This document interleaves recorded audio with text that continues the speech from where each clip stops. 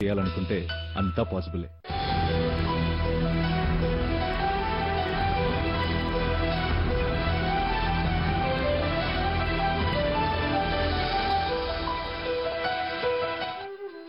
ప్రపంచం అంతటా ఉన్న జెమినీ టీవీ ప్రేక్షకులారా, మీ అందరికీ నమస్కారం.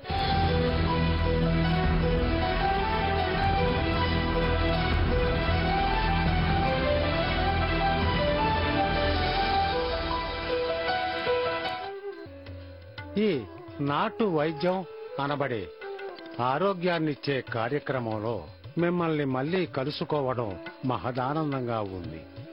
ప్రియమైన ప్రేక్షకులారా, ప్రతిరోజు ఒక మూలిక, ప్రతిరోజు ఒక మందు, ఇలా మనకు తేలికగా దొరుకుతూ ఉండే మూలికలు, తేలికగా లభిస్తూ ఉండే ఆహార పదార్థాలు, దుకాణాల్లో మనం కొనుక్కొని తెచ్చుకునే కిరాణా సరుకులు, వీటన్నిటితోనూ ఎంతో తేలికైన పద్ధతిలో, పిల్లలకు కూడా అర్థమయ్యే రీతిలో ఈ మందుల్ని మనం మన ఇంట్లోనే ఉండి ఎలాంటి కష్టమూ లేకుండా సాధారణమైన పద్ధతిలో, సురక్షితమైన పద్ధతిలో, డబ్బు ఖర్చు అనేది లేకుండా ఎంతో వివరంగా చూసి నేర్చుకుంటున్నాం.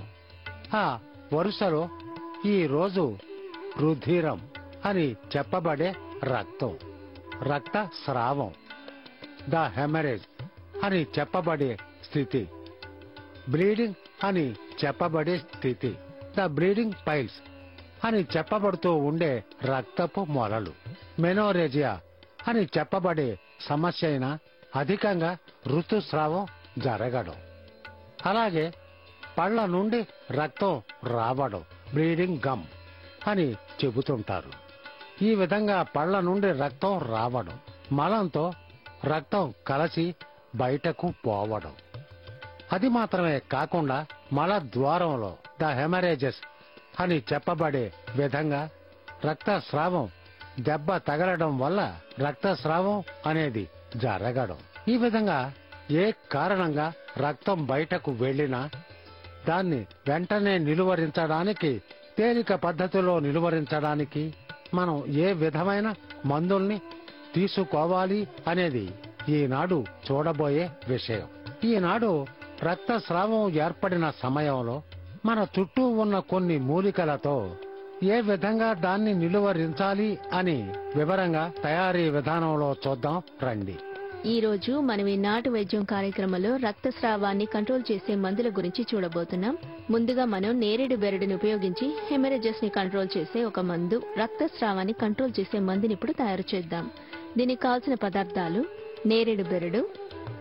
నేరేడు బెరడు ఫ్రెష్ గా దొరికితే యూజ్ చేయొచ్చు, లేకపోతే నేరేడు బెరడు చూర్ణం నాటు మందుల దుకాణాల్లో దొరుకుతుంది, ఆ చూర్ణాన్ని యూజ్ చేసుకోవచ్చు. మందార పువ్వులు, తాటి కలకండ. నేరేడు బెరడుని చిన్న చిన్న ముక్కలుగా కట్ చేసుకోవాలి. అదే నేరేడు బెరడు చూర్ణం యూజ్ చేస్తే 1 టీ స్పూన్ వరకు నేరేడు బెరడు చూర్ణాన్ని వేయాలి. ఇందులో 2 మందార పూల రేకులు,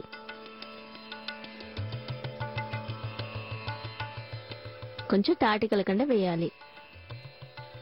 1 గ్లాస్ నీరు పోసి మరిగించాలి. ప్రియమైన ప్రేక్షకులారా, ఈనాటి నాటు వైద్యం కార్యక్రమంలో రక్తస్రావం, ఈ రక్తస్రావం అనేది ఏ విధంగా ఏర్పడినా సరే, అంటే వాంతులుగా రక్తం బయటకు రావడం, లేదా మలంతో రక్తం బయటకు రావడం, పళ్ళు చిగుళ్ల నుండి రక్తం స్రవించడం, దెబ్బ తగిలిన గాయాల నుండి కూడా విపరీతంగా రక్తస్రావం అనేది జరగడం. ఈ విధంగా రక్తం ఏ కారణంగానైనా శరీరం నుండి బయటకు పోయినప్పుడు అనీమియా అని చెప్పబడే రక్తహీనతకు మనం గురి కావలసిన ప్రమాదం ఉంటుంది. అందువల్ల ఏ స్థితిలోనూ రక్తాన్ని మనం బయటకు పోనివ్వకుండా కాపాడుకోవాలి. దానికి ప్రధానంగా నేరేడు బెరడు, నేరేడు చెట్టు బెరడు, సిజియం జంబోలినం అని వృక్ష శాస్త్రంలో పిలవబడుతున్న నేరేడు. ఈ నేరేడు పళ్ళు, గింజ అన్నిటిలోనూ వగరు గుణం ఎక్కువగా నిండి ఉంటుంది. అందులోనూ బెరడు ఎక్కువ వగరు ఉంటుంది. ఈ వగరు రుచి అనేది ఉంటే అది ఒక స్టిప్టిక్ అనే రీతిలో, హీమోస్టాటిక్ అనే రీతిలో రక్తాన్ని గడ్డ కట్టించడం జరుగుతుంది. రక్తస్రావాన్ని ఆపే గుణం దీనికి ఉంది. అందుచేత ఈ నేరేడు బెరడు మనకి మందవుతుంది. దానితో పాటు హైబిస్కస్ రోసా సినాన్సిస్ అని వృక్ష శాస్త్రంలో పిలువబడుతుండే ఉన్నతమైన పువ్వు, మందార పువ్వు అని దీన్ని మనం తెలుగులో పిలుస్తూ ఉంటాం. మందారం, నేరేడు బెరడు ఈ రెంటితోనూ తాటి కలకండ తీపి కోసం వేసి కషాయం చేసి తాగుతూ ఉంటే రక్తం ఒంట్లో నుంచి బయటకు పోతున్న సమయంలో ఇది మందుగా మనకి ఉపయోగపడుతుంది. దీనివల్ల రక్తస్రావం ఏ విధమైనదైనా అది నిలువరించబడుతుంది. నేరేడు బెరడు, మందార పువ్వులు, తాటి కలకండతో చేసిన కషాయం ఇప్పుడు రెడీ అయ్యింది. దీన్ని వడకట్టాలి. రక్తస్రావం ఉన్నప్పుడు చిగుళ్ళ నుండి రక్తం వస్తున్నా లేదా మలంతో రక్తం కూడా రావడం జరిగినా లేదా స్త్రీలకు పీరియడ్స్ టైంలో అధిక రక్తస్రావం జరిగినా ఈ కషాయాన్ని ఉదయం సాయంత్రం 2 పూటలా తీసుకుంటే అధిక రక్తస్రావం కంట్రోల్ అవుతుంది. ఈ రోజు మనం ఈ నాటు వైద్యం కార్యక్రమంలో రక్తస్రావాన్ని కంట్రోల్ చేసే మందుల గురించి చూస్తున్నాం. నేరేడు బెరడు, మందార పువ్వులు, దానికి తగిన మందులనేది చూసాం. తర్వాత మనకి తేలిగ్గా దొరికే సపోటా పండుని రక్తస్రావాన్ని కంట్రోల్ చేసే మందుగా ఎలా ఉపయోగించాలో చిన్న విరామం తర్వాత చూద్దాం. కొందరికి హఠాత్తుగా ముక్కులో నుండి రక్తం చుక్కలు చుక్కలుగా రావడం అనే స్థితి.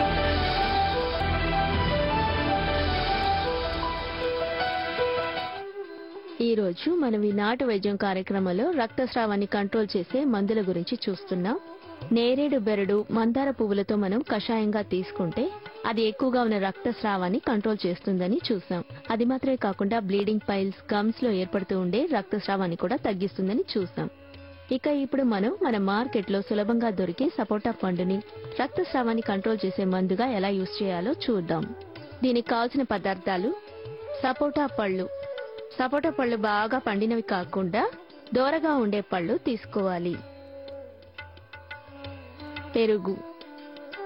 మన ఇంట్లో సపోటా చెట్టు ఉంటే సపోటా పిందెల్ని తీసుకుని ఈ విధంగా దంచి యూజ్ చేయొచ్చు. లేదంటే మార్కెట్లో దొరికే సపోటా పళ్ళు సరిగ్గా పండనివి చూసి, దోరగా ఉండే పళ్ళని చూసి తీసుకోవాలి. వాటినిలా దంచి పెట్టుకోవాలి. ఇందులో ఇప్పుడు మనం కొంచెం పెరుగు మిక్స్ చేయాలి. 2 టీ స్పూన్లు సపోటా ముద్ద, అందులో 2 టీ స్పూన్లు పెరుగు. పులుపు లేని పెరుగు కావాలి. పెరుగుతో మిక్స్ చేసి ఈ మిశ్రమాన్ని మనం మందులా తీసుకుంటే 1-2 సార్లు తీసుకోగానే రక్తస్రావం కంట్రోల్ అవుతుంది. ప్రియమైన ప్రేక్షకులారా, ఈనాటి నాటు వైద్యం కార్యక్రమంలో మనకు ఏర్పడే రక్తస్రావం అనే సమస్యకు మందుల్ని మనం చూస్తూ ఉన్నాం.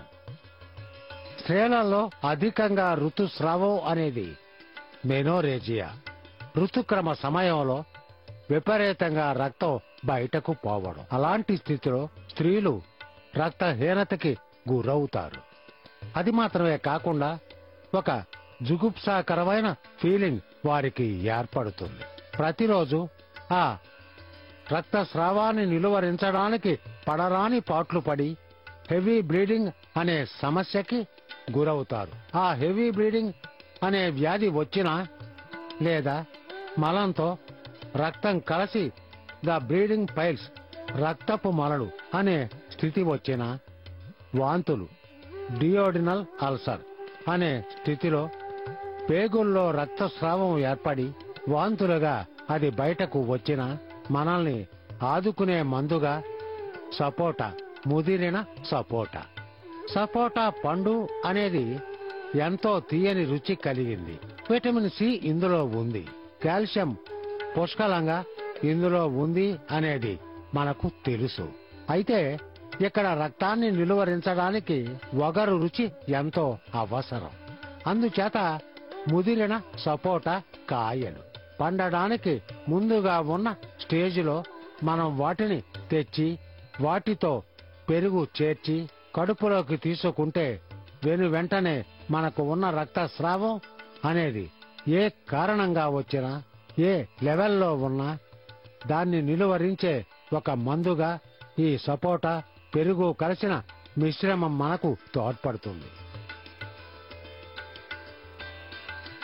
నెక్స్ట్ మనం గరికని ఉపయోగించి రక్తస్రావాన్ని కంట్రోల్ చేసే ఒక మందుని ఇప్పుడు తయారు చేద్దాం. గరికని నూరి మనం రసం తీసుకోవాలి.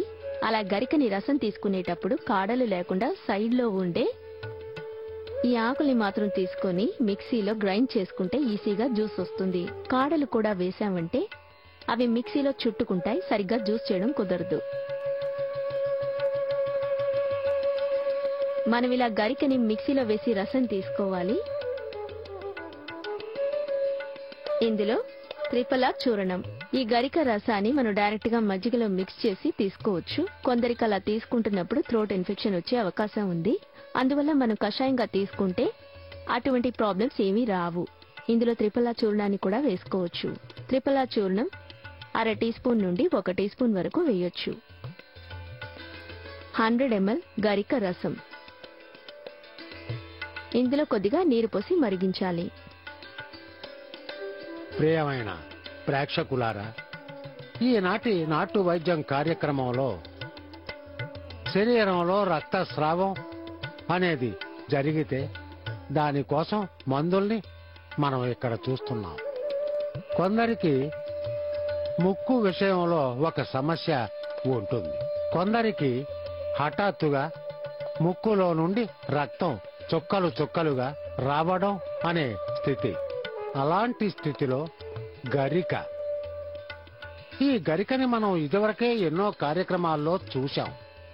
అద్భుతమైన గడ్డి, మనకు అవసరమైన గడ్డి, దేవుడికి ప్రథమ దైవమైన వినాయకుడికి ఇది ఎంతో ప్రీతి పాత్రమైన ఒక పత్రి. ఇందులో ఒక స్టిప్టిక్ అనే గుణం ఉంది, హెమోస్టాటిక్ అనే గుణం కూడా ఉంది. రక్త ప్రసరణ సరిగ్గా ఉండేలా చేస్తుంది, రక్తాన్ని పలుచన కావడాన్ని నిరోధిస్తుంది. అందువల్ల ఎప్పుడైనా ముక్కు నుండి నీరు లాగా రక్తం స్రవించే స్థితి వస్తే పసివారు అయినా సరే పెద్దవారు అయినా సరే దగ్గరలో దొరుకుతూ ఉండే గరికను తెచ్చి రసం తీసి 1-2 చుక్కలు ముక్కులో వేసి కొద్దిసేపు అలాగే ఉంచితే వెంటనే ఆ సమస్య ఎపిస్టాక్సిస్ అని చెప్పబడే ముక్కు నుండి రక్తం స్రవించడం అనేది దీంతో వెంటనే ఆగిపోతుంది. ఇదే గరిక రసంతో మనం త్రిఫల అనే మందుని నాటు మందుల దుకాణాల్లో దొరుకుతూ ఉండేది. కరక్కాయ, ఉసిరికాయ, తనిక్కాయ, ఈ 3 రకాల మూలికల యొక్క మిశ్రమం త్రిఫల అనేది మనం ఎన్నోసార్లు చూశాం. ఈ త్రిఫల కూడా వగరు గుణం ఉంది, రక్తాన్ని నిలువరించే గుణం ఉంది, వ్యాధులను తొలగించగల ఒక యాంటీబయాటిక్ అనే ఔషధ గుణం కూడా ఉంది. ఈ సైనోడాన్ డాక్టిలాన్ అని చెప్పబడే గరికతో పాటు త్రిఫల చూర్ణం చేర్చి కషాయం చేసి 1-2 సార్లు తాగితే మనకు ఏర్పడిన రక్తస్రావం అనేది వెంటనే ఆగిపోతుంది అనడంలో సందేహం లేదు. గరిక రసంతో పాటు త్రిఫలా చూర్ణం వేసిన కషాయం ఇప్పుడు రెడీ అయ్యింది.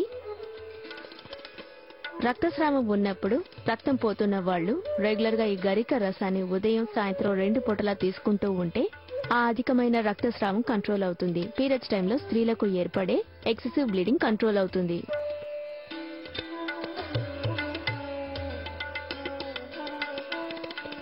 ఈ రోజు మనం ఈ నాటు వైద్యం కార్యక్రమంలో గరిక, సపోటా, మందార పువ్వులు, నేరేడు బెరడు వంటి మూలికల్ని ఉపయోగించి రక్తస్రావాన్ని కంట్రోల్లో ఉంచే మందులను ఎలా తయారు చేయాలో చూస్తాం. తర్వాత మనం ఈనాటి వైద్య సందేహ విభాగంలో చాలా మంది అడిగిన ఒక ప్రశ్న, పెదవుల చివర ఏర్పడుతూ ఉండే పగుళ్లు లేదా గుల్లల్ని నయం చేసే మందు ఏమిటి అని అడిగారు. దానికి సమాధానాన్ని చిన్న విరామం తర్వాత చూద్దాం. ఉసిరి వరుగులు, కరివేపాకు రక్తస్రావాన్ని ఆపేస్తాయి. వీటిని రోజు ఉదయం సాయంత్రం 1 ఉసిరికాయ అంతా తీసుకుంటూ ఉంటే ఈ పెదవి చివర వచ్చే పొళ్లకి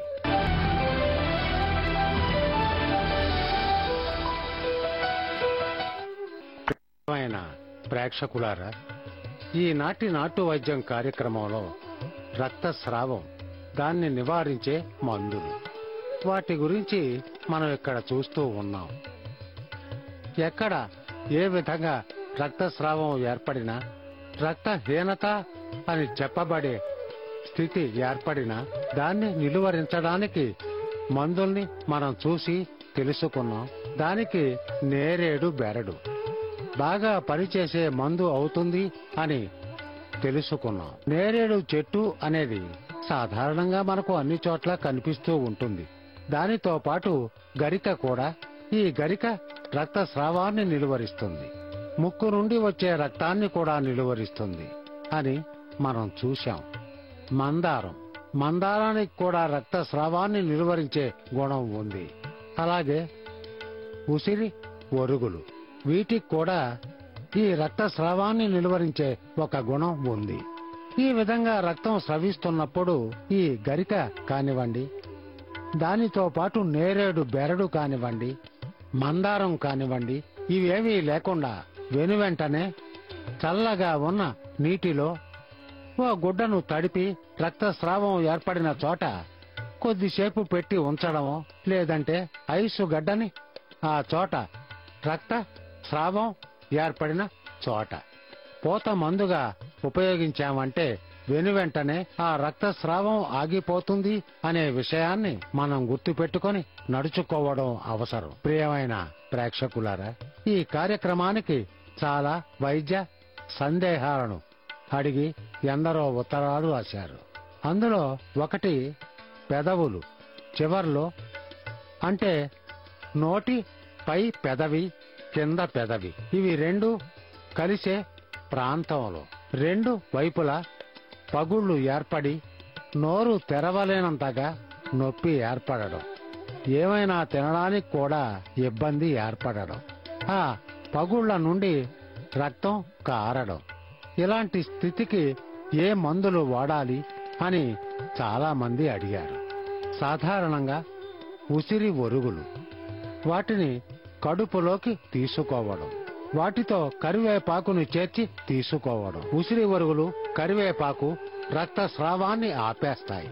వీటిని రోజు ఉదయం సాయంత్రం ఒక ఉసిరికాయ అంతా ఉండ తీసుకుంటూ ఉంటే ఈ పెదవి చివర వచ్చే పొళ్లకి మంచి మందుగా ఉంటాయి. అది మాత్రమే కాకుండా ప్రతిరోజు ఓ క్యారెట్ ని రసం తీసుకుని మందులా తాగడం అనేది ఈ పొళ్లని నయం చేయడానికి, ముఖ్యంగా ఆ పెదవి చివర ఏర్పడిన పగుళ్ల కారణంగా చాలా వరకు విటమిన్ ఏ, విటమిన్ డి వీటి లోపమే అనేది అందరూ బాగా గుర్తుపెట్టుకోవాలి. ఈ క్యారెట్ రసం, కరివేపాకు, ఉసిరి ఒరుగులు, వీటి మిశ్రమం ఒక అద్భుతమైన మందుగా పెదవుల పొళ్లని, పెదవి చివర వచ్చే పొళ్లని నయం చేసే విధంగా పనిచేస్తాయి. ప్రియమైన ప్రేక్షకులారా, ఈ కార్యక్రమానికి చాలా వరదలా వస్తూనే ఉన్నాయి. అందులో నుండి ఒకటి ఎంపిక చేయబడి అందరికీ అది ఉపయోగపడే విధంగా ఇక్కడ సమాధానం ఇవ్వబడుతోంది. ఇప్పుడు ఉత్తరాన్ని చూద్దాం రండి. ప్రియమైన ప్రేక్షకులారా, ఈనాటి ఉత్తరాన్ని రమేష్ అనే వ్యక్తి, వయస్సు 37 ఏళ్లు, ఈ ఉత్తరాన్ని రాశాడు. ఈయన జయనగర్, బెంగుళూరు అనే చోటు నుండి దీన్ని రాశారు. అసలు ఏ కార్యాన్నైనా భగవంతుడు చేస్తాడు, మనం చేసేది కాదు. శివుడు ఆజ్ఞ లేనిదే చేమైనా కొట్టదు అనేది మన పెద్దలు మనకు నేర్పించిన పాఠం. ఆ ఈ ఉత్తరం ప్రారంభిస్తూ, భగవంతుడా నా ఉత్తరం వారికి చేరాలి అంటూ రాశారు. భగవంతుడా నా ఉత్తరం చేరాలి అంటే దానికి సమాధానం నాకు రావాలి అనే అర్థం. ఆ విధంగా ప్రారంభించి ఈ నాటు వైద్యం కార్యక్రమాన్ని చూస్తున్న వారు అందరూ ఆరోగ్యంగా ఉండాలి అని కూడా దేవుణ్ణి వేడుకున్నారు. ఈయన గారికి ఈ మంచి మనసుకు నేను తప్పకుండా కృతజ్ఞతలు తెలియజేసుకుంటున్నాను. ఈయనకి ఉదయాన్నే నిద్రలేచే సమయంలో ఒళ్ళు నొప్పి, అలసట, నీరసం ఇవి 2007వ సంవత్సరం నుండి బాధ పెడుతూ ఉన్నాయి. దానికి ఎన్నో మందులు నేను వాడి చూశాను. చివరికి పొటాషియం క్లోరైడ్ అనే సత్వం తక్కువగా ఉందని చెప్పి ప్రతిరోజు పొటాషియం క్లోరైడ్ ఆ మిశ్రమాన్ని ఒక గ్లాసు నీటిలో కలిపి తాగమని చెప్పారు. ఇంకేమీ అవసరం లేదు అని చెప్పారు. అంటే ఈ పొటాషియం క్లోరైడ్ అనేది గుండెకు బలాన్ని చేకూర్చే మందు. గుండె పనితీరో మూత్రపిండాల పనితీరో తక్కువగా ఉన్నట్టయితే ఒంట్లో అలసట, నీరసం, వాపు, నొప్పి ఇవన్నీ ఏర్పడుతూ ఉండే ఒక స్థితి వస్తుంది. ఆ విధంగా ఈ పొటాషియం సత్వం తక్కువగా ఉంది అన్నారు గనుక ఈ పొటాషియం సత్వాన్ని డైరెక్ట్ గా నీటిలో కలిపి తాగమని చెప్పాడు. ఆ పొటాషియం సత్వాన్ని 2 రోజులు తాగకపోతే మళ్ళీ అదే విధంగా నా కాళ్ళు చేతులు పనిచేయడం తగ్గిపోతున్నాయి అని చెప్పి నాటు వైద్యంలో దీనికేదైనా మందు దొరుకుతుందా అనే నమ్మకంతో నేను రాస్తున్నాను అని రాశాడు. సాధారణంగా ఆధునిక వైద్యంలో ఈ సత్వం ఆ సత్వం అని విడివిడిగా ఒక్కొక్కటిగా తీసుకొని దేనికి ఏ సత్వం అవసరం లేదు అనే కన్ఫ్యూజన్ ఖచ్చితంగా ఉంటుంది. కానీ భారతీయ వైద్యంలో ఎన్నో వేలాది సంవత్సరాలుగా ఉపయోగిస్తున్న మందు కావడం చేత అనుభవ రీత్యా అశ్వగంధి ఒక అద్భుతమైన మందుగా ఒంట్లో అన్ని భాగాలకు ఉపయోగపడే మందుగా పనిచేస్తుంది. ముఖ్యంగా ఈ పొటాషియం సత్వం అరటి పండులో ఎక్కువగా ఉంది. అదేవిధంగా క్యాబేజీ అనే పదార్థంలో మనకి ఎక్కువగా దొరుకుతూ ఉంటుంది. ఈ విధంగా సహజమైన ఆకుకూరలు ఆహారం తీసుకున్నామంటే ఈ పొటాషియం సత్వం అనేది చాలా తేలిగ్గా మనకు లభిస్తుంది. అంతేకాకుండా గుండె బాగా పనిచేయడానికి మందారం, హైబిస్కస్ రోసా సినాన్సిస్ అని చెప్పబడే మందార పువ్వులు 2 లేదా 3 తీసుకొని నీటిలో వేసి కాచి ప్రతిరోజు తాగుతూ ఉంటే గుండెకి రక్తం సవ్యంగా వెళుతుంది. శరీరానికి రాగి అనే సత్వం ఎక్కువగా అంది ఈయనకు బలం చేకూరుతుంది. ప్రియమైన ప్రేక్షకులారా, ఈ రోజు ఒక ఉత్తరానికి సమాధానాన్ని మనం చూశాం. ముందుగా ఒక మూలిక, దాన్ని మందుగా చేసే విధానం, దానివల్ల నయమయ్యే వ్యాధులు అన్ని పలు రకాలుగా తయారీ విధానంలో మనం వివరంగా తెలుసుకున్నాం. అలాగే ఎందరికో ఏర్పడిన వైద్య సందేహాలు, ఆ సందేహాల్లో ఒక సందేహాన్ని తీర్చే మందుల్ని గురించి కూడా ఈ కార్యక్రమంలో మనం తెలుసుకున్నాం. ఇటువంటి మరో కార్యక్రమంలో మనం మళ్ళీ కలుసుకుందాం. అందరికీ నమస్కారం.